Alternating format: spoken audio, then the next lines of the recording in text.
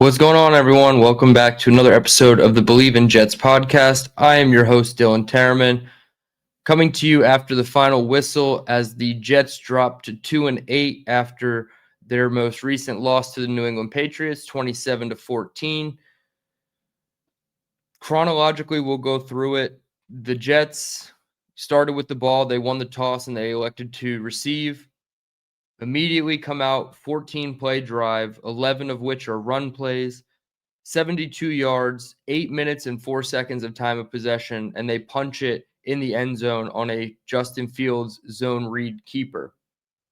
They were 4 for 4 on third down on that drive, including a speed option from Fields to Breece Hall on a 3rd and 1. So a lot to love about the opening script from Tanner Engstrand, a lot to like about Justin Fields using his legs. Breece Hall getting the ball going. Even Isaiah Davis had a couple good runs on the drive. The Jets came out and smacked the Patriots in the mouth. Unfortunately, the fun stopped there for the most part for the Jets. New England on the ensuing drive answers with their own 13-play, 69-yard drive, 7 minutes and 40 seconds taken off the clock. It is 7-7, and it's already the second quarter, and the Jets have only had the ball one time. The Jets' next 3 offensive possessions would be 3 and outs, and those were the only 3 possessions they had in the entire first half. So 4 total first half possessions. You get a touchdown and 3 and outs. Just completely unacceptable from the offense after such a promising start.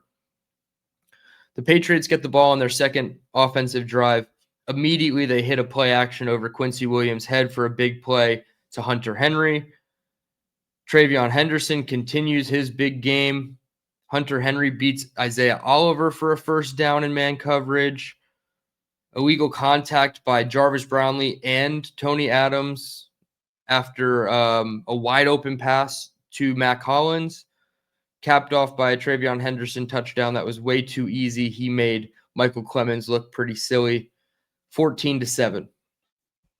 We'll fast forward to right before halftime where the Patriots had the chance to double up on the Jets. They had about 1:48 remaining in the first half.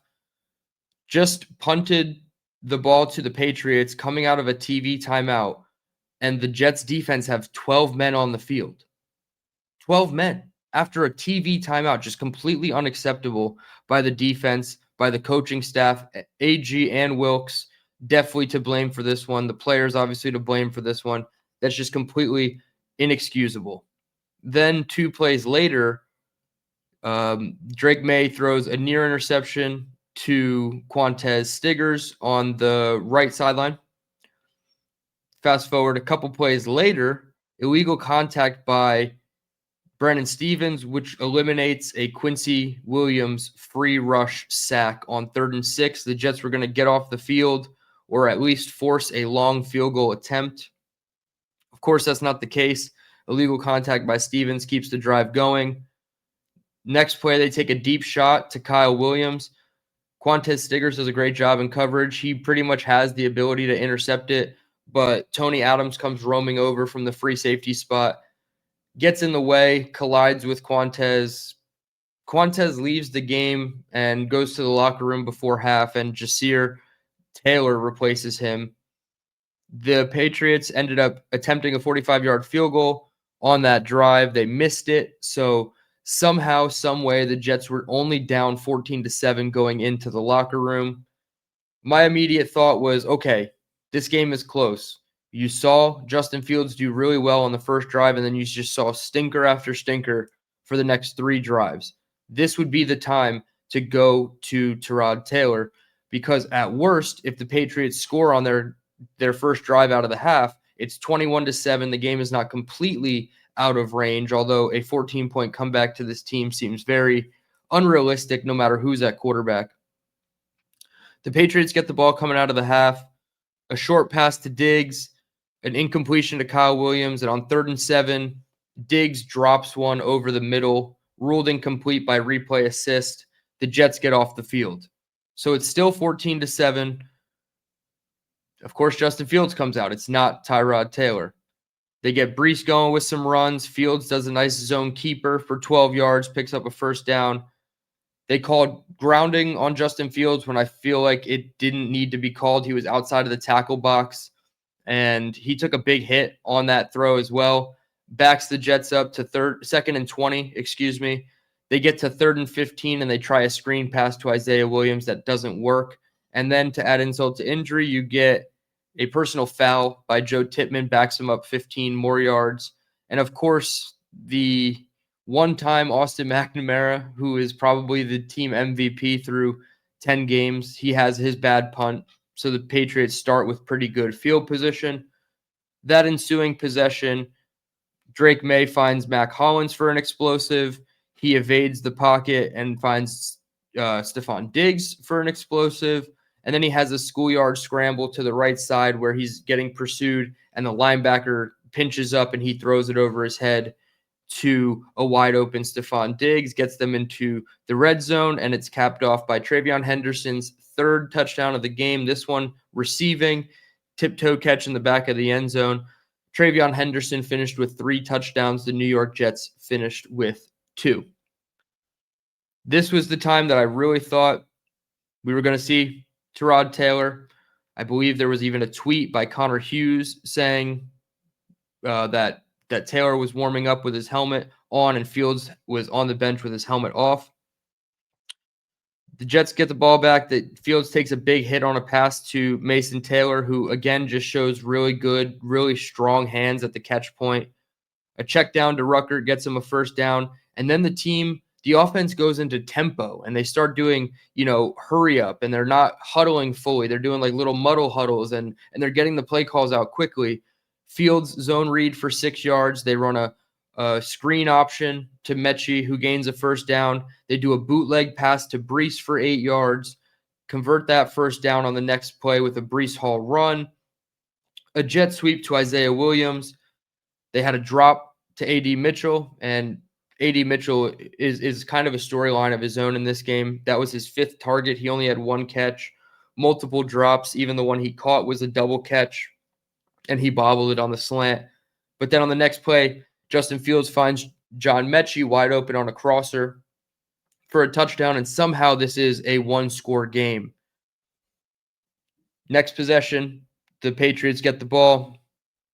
Drake May throws a pass to absolutely nobody. It was a miscommunication on the route, but he was in the pocket and he did not have a guy within 20 yards of where the ball hit the ground. They didn't call intentional grounding on that one immediately after calling one on Justin Fields.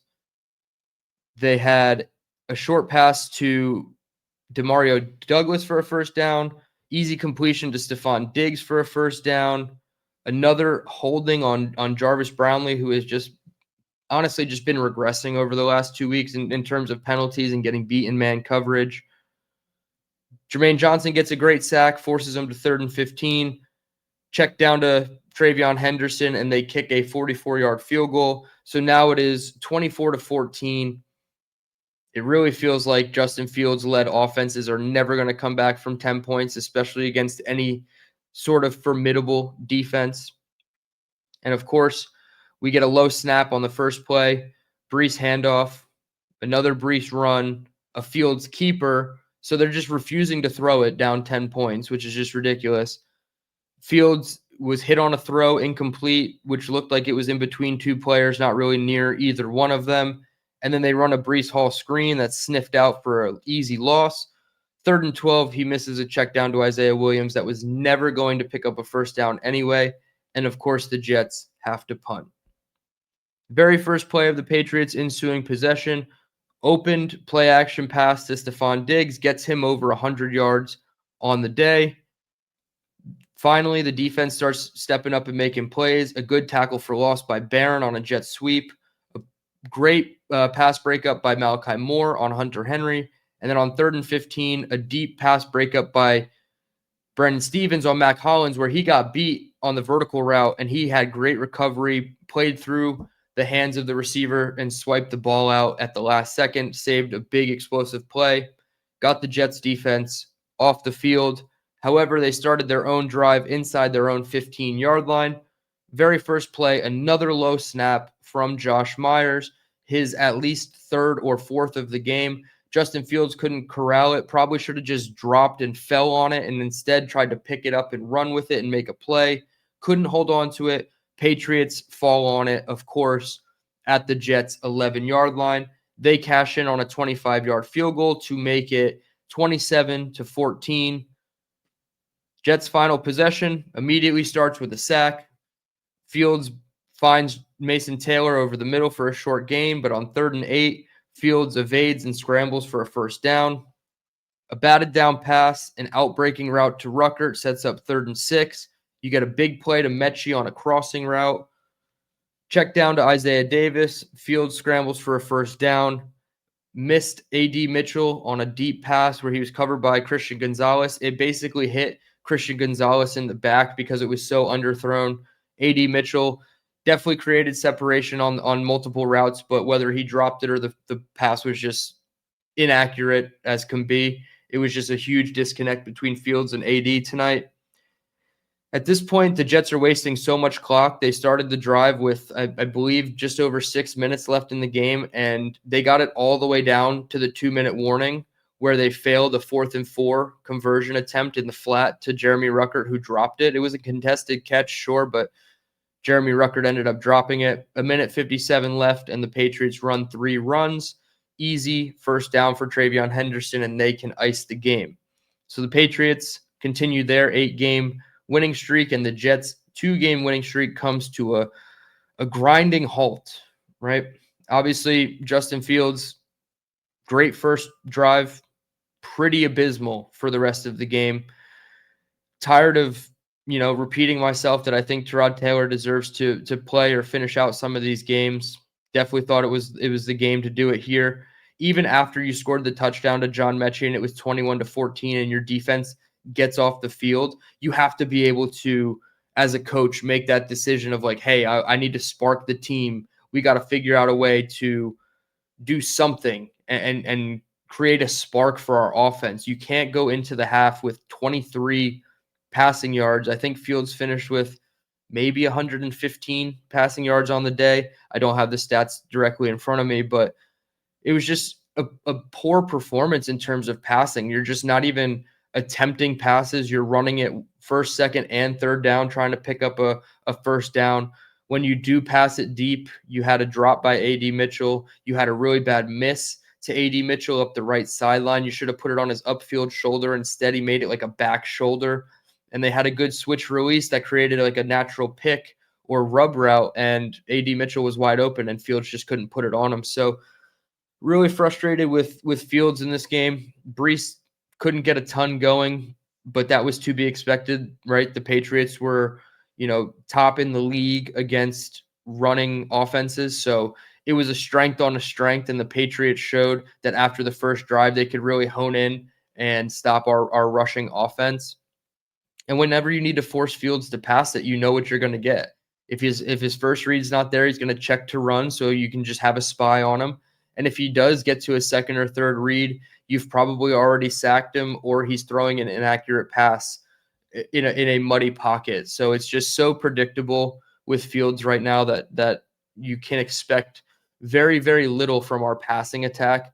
Obviously, the run game, you can hang your hat on that at times, just not against a team that is so, good at defending the run, obviously. So the offensive line, I mean, they had their ups and downs. They got beat a couple of plays. John Simpson got beat for a sack by Christian Barmore. Josh Myers had some really bad snaps that obviously directly affected the turnover on the fumble. Joe Tittman had a really bad personal foul penalty. I thought the tackles did okay for the most part. The film will tell more, but defensively, this team is a mess. The front four, they were not getting pressure on May. They were, it looked like they were creating muddy pockets for May, but even when they were able to collapse the pocket from the front or from the edges, Drake May just did such a good job of sliding to his left, his right, stepping up in the pocket, getting away from those rushers, and he had a day. Every single crosser just happened to be wide open against our second level defenders. All the play action passes that he did work to perfection. There was a couple deep shots where it felt like he was trying to give us our first interception. Obviously, the one from Tony Adams and Quantez Stiggers right at the goal line, where Quantez ends up getting hurt. That would have been the best time to have an interception because, yes, the Patriots were trying to score before the half to double up on the Jets, but to emphatically stop them from trying to score points, they still managed a field goal attempt. And I understand they missed it, but you got to be able to get the Patriots offense off the field. And it felt like there was at least 3 or 4 passes that Drake May threw that could have been interceptions. So really not pleased with the defensive performance. Brendan Stevens had a really bad first half, a couple penalties. He got beat really bad across his face by Stephon Diggs, where he went for a jam, and Stephon Diggs just evaded him at the line of scrimmage. Jarvis Brownlee, multiple illegal contact penalties, a holding penalty, beat in man coverage multiple times on crossers on third down. So a lot of up and down performance from the defense. They had 6 sacks last week. I think they ended up with 1 sack. That was Jermaine Johnson. They had a sack by Quincy that was nullified by a penalty. So a lot to clean up on this defense. And I'm not going to say that this outcome was expected. I think this was the most realistic outcome, was the Jets lose by 2 scores. But you have to find a way to generate offense at a time when you were down only 7 points in the third quarter. You have to find a way to generate points. And if that means creating a spark by switching to the quarterback, that's what you have to do.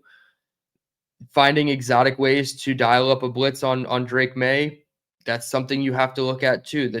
It didn't matter whether they were in man or zone on defense. Drake May was cutting them up, and props to Drake May, and I don't want to, minimize his performance. I think he truly is playing like an MVP caliber player, but the Jets defense gave him so many easy outs and so many easy answers to the things that they were trying to do that you can't really hang your hat on anything from this game defensively. And quite frankly, just in this entire game, you can't really hang your hat on anything because that first drive by the offense felt like such a mirage. And the play to John Mechie was like kind of a breakdown, and Fields was starting to scramble, and Mechie came open late. So not a ton of inspiring moments in this game that you can really hang your hat on and say, okay, we can carry this into our next game against the Baltimore Ravens, who get Lamar Jackson back from injury and have, a lot to play for in the AFC North. So we'll see what happens over the next 10 days. Obviously, the injuries of note will be discussed later by Aaron Glenn at the press conference.